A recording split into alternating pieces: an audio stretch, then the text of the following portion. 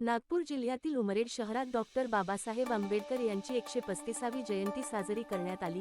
April 14 रोजी सायंकाळी मोठ्या प्रमाणात हजारोच्या संख्येत डीजेच्या आवाजात नाचत गाजत रॅली काढण्यात आली।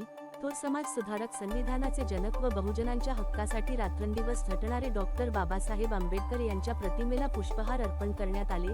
तसेच जय भीमच्या नाऱ्याने उमरेड शहर दुमदुमले होते। या कार्यक्रमाला पोलिसांचा चोख बंदोबस्त ठेवण्यात आला होता आणि हा कार्यक्रम शांतपणे पार पाडण्यात आला। महाराष्ट्र लाईव्ह न्यूज पत्रकार सहदेव खोब्रागडे, तालुका प्रतिनिधी उमरेड।